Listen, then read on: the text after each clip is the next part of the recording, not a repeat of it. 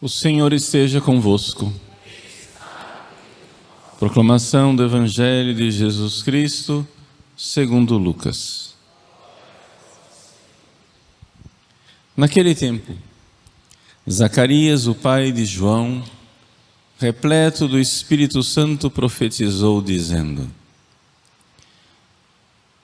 Bendito seja o Senhor Deus de Israel, porque o seu povo visitou e libertou e fez aparecer para nós uma força de salvação na casa de seu servo Davi, como tinha prometido desde outrora pela boca de seus santos profetas, para nos salvar de nossos inimigos e da mão de todos os que nos odeiam.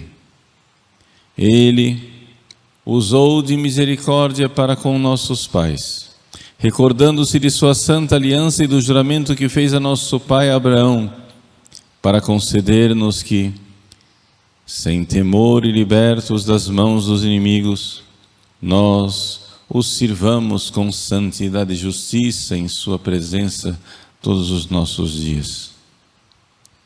E tu, menino, serás chamado profeta do Altíssimo, pois irás adiante do Senhor para preparar-lhe os caminhos, anunciando ao seu povo a salvação pelo perdão dos seus pecados.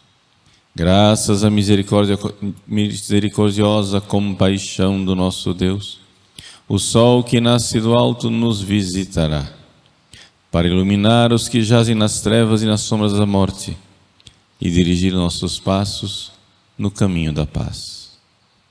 Palavra da salvação.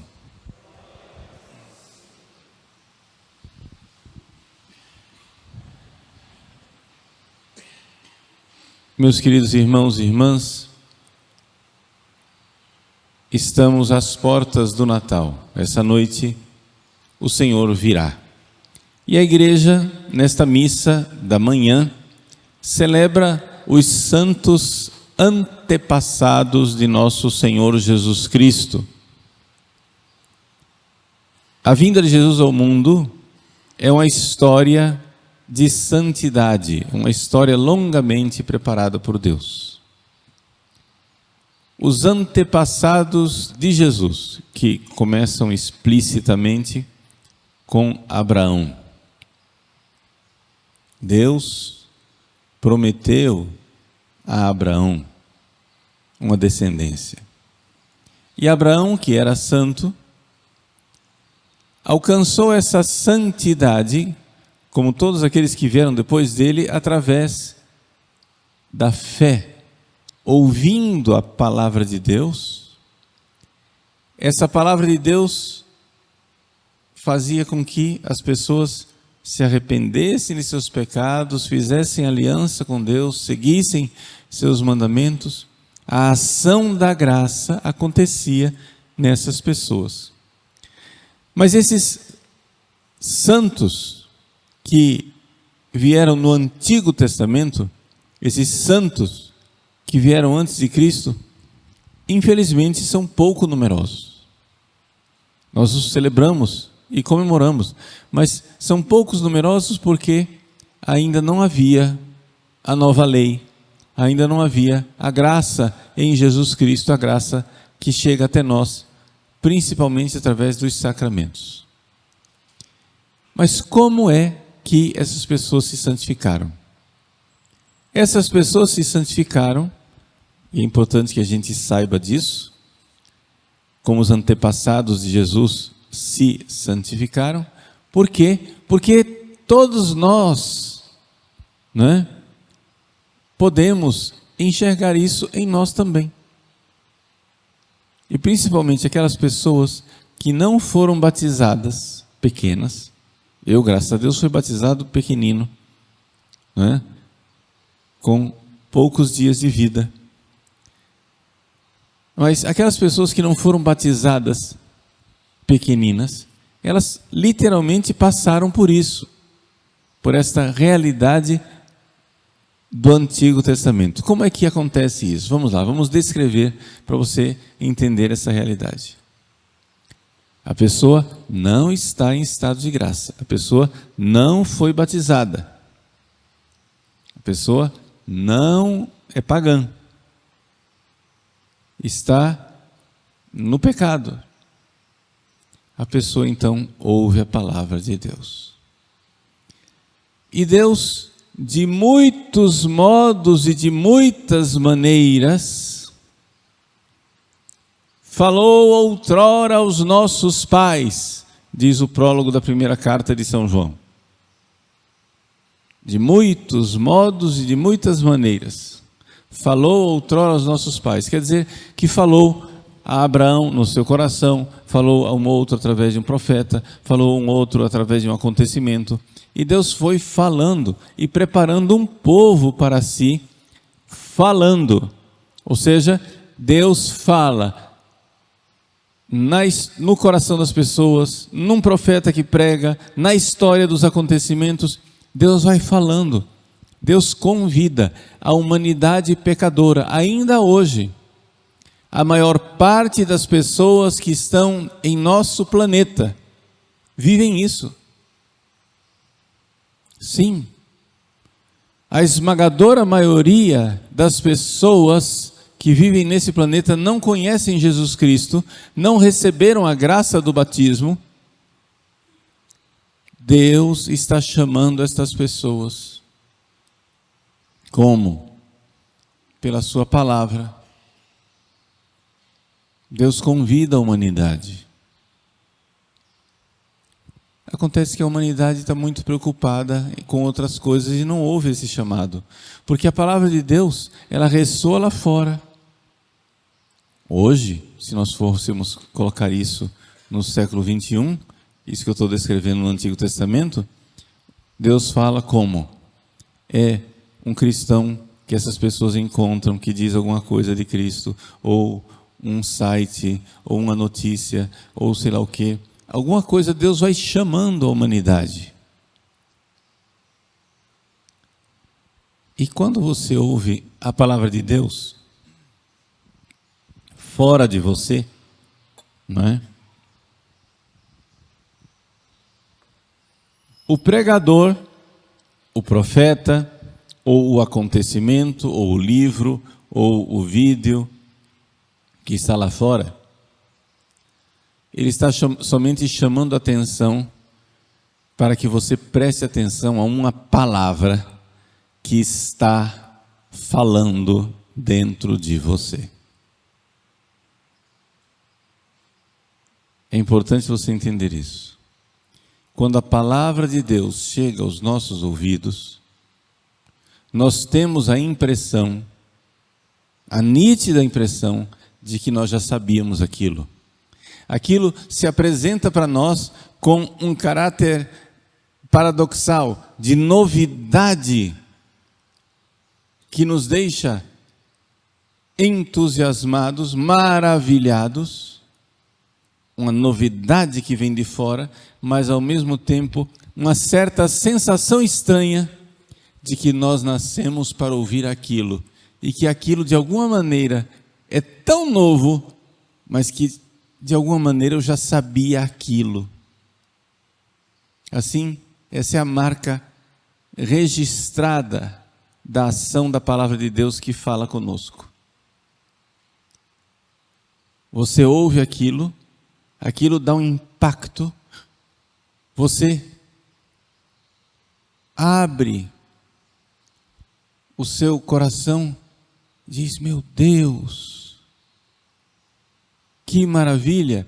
É uma novidade, um maravilhamento e ao mesmo tempo uma sensação estranha, paradoxal, de que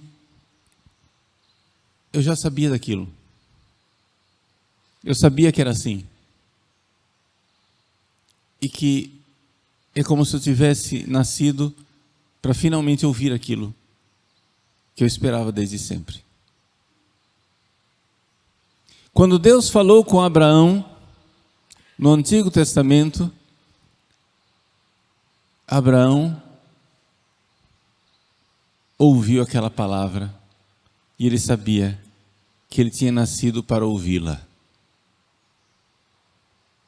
porque ela falava dentro dele desde sempre. E aí o que acontece? nesse ouvir a palavra, acontece o ato da fé.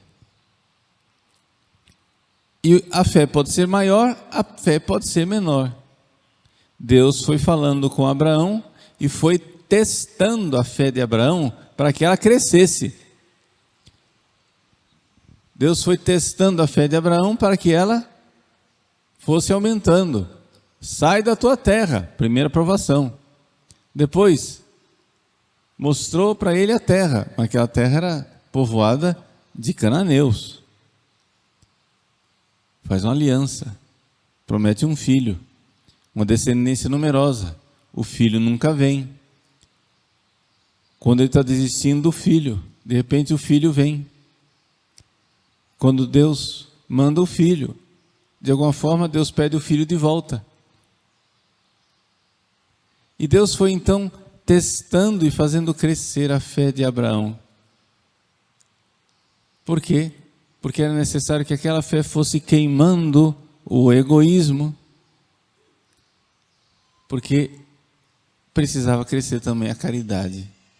Sim, existem no Antigo Testamento, pessoas que sem os sacramentos, sem o batismo, estiveram em estado de graça nessa vida. Receberam uma graça que, de alguma forma, era já Deus preparando Jesus que vinha. Então, esses santos que já viveram no Antigo Testamento na graça, foram eles que Jesus, quando morreu na Sexta-feira Santa, no Sábado Santo, foi a eles libertar, Desceu à mansão dos mortos. A gente sempre diz isso no credo, não é? Desceu à mansão dos mortos. Esses santos que estavam na mansão dos mortos esperando, eles eram santos, mas não tinha céu, porque Jesus não tinha ainda subido ao céu. Tinha Deus, mas não tinha lugar para nós, seres humanos, junto de Deus. Jesus precisava primeiro chegar lá. Então, vejam, maravilha das maravilhas, era através da palavra de Deus que tudo isso aconteceu. E nós precisamos rezar para que essa palavra de Deus continue eficaz, trazendo pessoas. Nossa vida agora está mais fácil, porque uma pessoa, quando recebe a fé, hoje, no meio dos seus pecados, não precisa alcançar aquele nível de fé tão alto em que a pessoa faz um ato de contrição perfeito que lhe dá a graça do perdão dos pecados para ela entrar em estado de graça. Nossa missão está mais fácil. Por quê? Porque uma vez que a pessoa ouve a palavra de Deus, ela, com aquela fé, desde que ela esteja disposta a mudar de vida, já pode pedir o batismo, já pode se confessar, para que, ajudado pela graça santificante que já está presente lá, através dos sacramentos, ela possa então alcançar a santidade. Por isso os santos no Novo Testamento são mais numerosos. Os santos do Novo Testamento são mais numerosos porque nós temos os sacramentos que auxiliam a nossa fé, auxiliam a fragilidade da nossa fé. Mesmo assim, a missão é a mesma. Os instrumentos auxiliares são outros, mas a missão é a mesma. E a missão qual é? Crermos. Nós precisamos de uma vida de oração porque nós precisamos de atos de fé. Precisamos exercitar a nossa fé. E essa fé vai fazendo surgir esperança, caridade, caridade, caridade, caridade, caridade, caridade, caridade, até nós sermos santos. Mas nós temos o auxílio dos sacramentos. Nós temos esse auxílio. Recapitulando, no Antigo Testamento havia santos, mas eram poucos, porque esses santos ouviram a palavra de Deus. Deus que lhes falava. Essa palavra que falava ao coração dos nossos antepassados, como diz a primeira carta de São João, ou seja, os santos patriarcas, os santos do Antigo Testamento, essa palavra já era o verbo da vida, já era Jesus Cristo. Deus, outrora, aos nossos pais, falou de diversas maneiras, mas nestes tempos, diz a primeira carta de João, que são os últimos, Ele nos falou através do seu Filho, da palavra da vida, Jesus Cristo. E aquilo que nós vimos com os nossos olhos, que nós ouvimos com os nossos ouvidos, que nós tocamos com nossas mãos, do verbo da vida, nós vô-lo anunciamos, diz São João. Para que tenhais comunhão conosco. E a nossa comunhão é essa, é a nossa comunhão com Jesus Cristo. A palavra de Deus que outrora falou aos nossos pais, nesta noite santa, nessa noite de Natal, irá se tornar uma palavra em que a gente vai poder ouvir agora com nossos ouvidos, Jesus. Ver com nossos olhos, Jesus. Tocar com nossas mãos, Jesus. Os apóstolos fizeram isso e nós fazemos isso também, pelos sacramentos. É essa a grandeza que Deus fez conosco. Essa é a maravilha das maravilhas. Deus fez conosco coisas grandiosas. Zacarias, São Zacarias, diz no hino de hoje: Ele usou de misericórdia para com os nossos pais, recordando-se de sua santa aliança e do juramento que fez com nosso pai Abraão, para conceder-nos que, sem temor e libertos das mãos dos inimigos, nós o sirvamos em santidade e justiça, em sua presença, todos os nossos dias.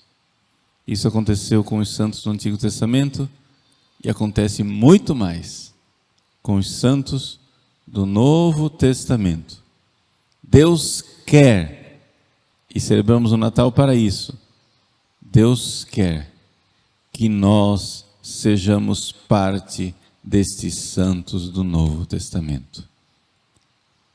Que o santo venha, que esta chuva que está lá fora, que das alturas orvalhem o céu e chova a santidade nessa noite de Natal e sempre. Amém.